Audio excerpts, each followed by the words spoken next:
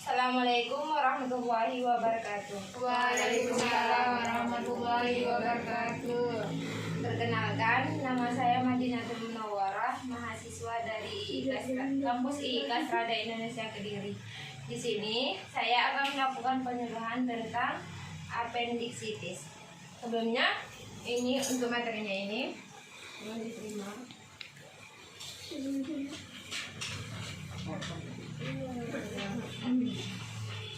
Apakah kalian tahu apa itu apendiksitis? Tidak.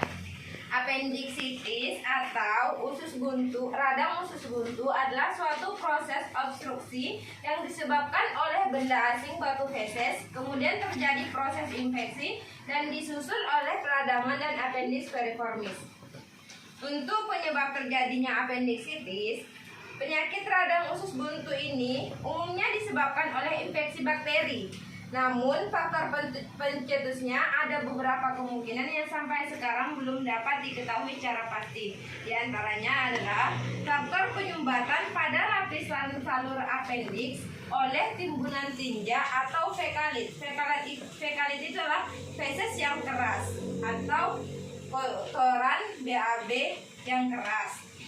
Appendix itu adalah seperti jari kecil yang berukuran 10 cm. Bisa dilihat gambarnya di kertas yang ini gambar appendix. Untuk yang kedua, hiperplasia atau pembesaran jaringan limfoid. Kedua, penyakit cacing parasit dan benda asing dalam tubuh. Untuk tanda dan gejala pada appendix, yaitu apendiksitis adalah pertama yaitu nyeri perut yaitu nyeri yang berkembang dari sekitar pusar kemudian menyebar sampai ke perut kanan bawah. Dan ini nyeri perut ini tergantung pada posisi usus buntu terhadap usus besar. Dimana apabila ujung usus buntu menyentuh saluran kencing, maka nyerinya akan seperti nyeri kolik dan kemungkinan akan terjadinya gangguan berkemih. Dan apabila usus buntunya ke belakang, maka nyerinya akan muncul jika pada pemeriksaan tusuk vagina. Dan untuk nyeri ini tidak khas bagi penderita usus buntu. Sedangkan pada kasus peradangan usus buntu yang spesifik, nyeri tekan muncul pada perut kanan bagian bawah. Nyeri semakin memberat dari jam ke jam. Selain nyeri tekan, ada juga nyeri lepas, di mana apabila kita menekan bagian perut, terus nyerinya itu tidak muncul. Sedangkan jika dilepas, nyerinya muncul. Seperti itu. Nyeri yang sama pada perut kanan bawah akan timbul bila ditekan pada perut kiri bawah. Selain itu, otot-otot dinding perut teraba meregang. Untuk tanda dan gejala yang kedua yaitu mual dan muntah, kram otot, nafsu makan menurun, susah BAB dan suhu tubuh meningkat atau demam. Sedangkan untuk pencegahannya yaitu mengonsumsi makanan yang berserat, di mana salah satu penyebab radang usus buntu adalah terjadinya penyumbatan yang disebabkan oleh feses yang menumpuk. Dengan mengonsumsi makanan yang berserat, sistem pencernaan akan lancar, feses tidak keras sehingga tidak menyumbat usus. Untuk yang kedua, jangan menahan buang air besar, karena jika Anda menahan buang air besar, maka akan menyebabkan penumpukan feses yang dapat menyumbat usus, yang meningkatkan resiko radang usus buntu. Tak hanya itu saja, Anda harus menghindari menahan buang gas, karena hal itu dapat mengakibatkan hal yang sama.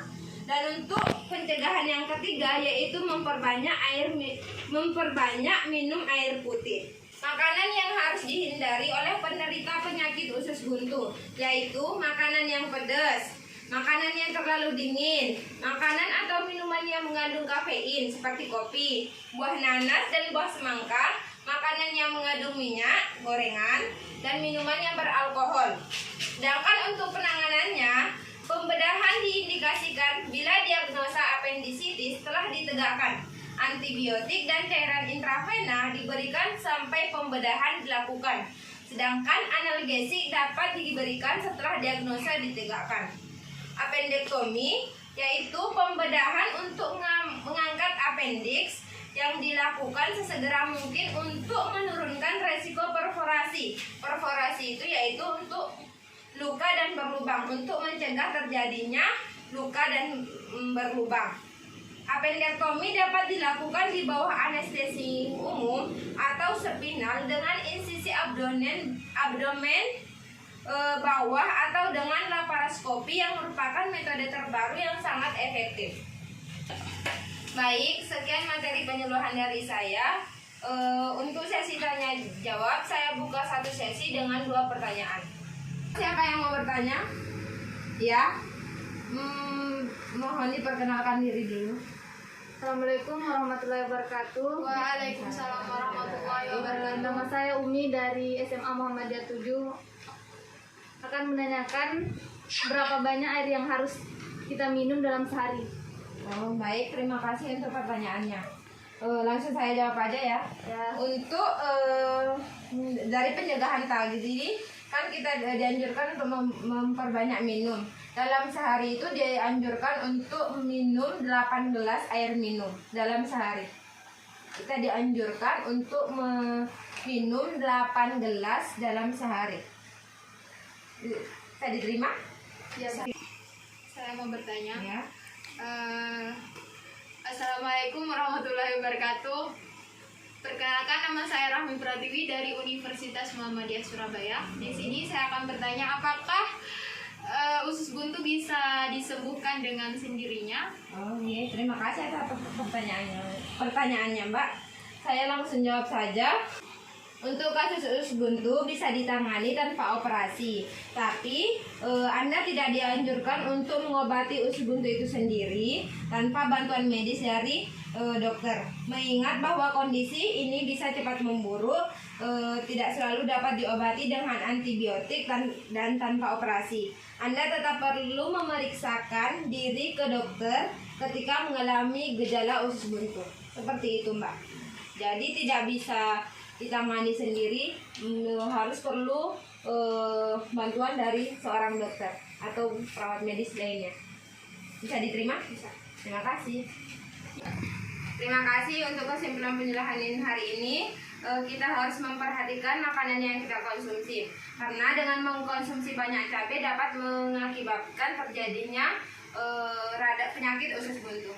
Sekian dari saya, terima kasih. Wassalamualaikum warahmatullahi wabarakatuh. Waalaikumsalam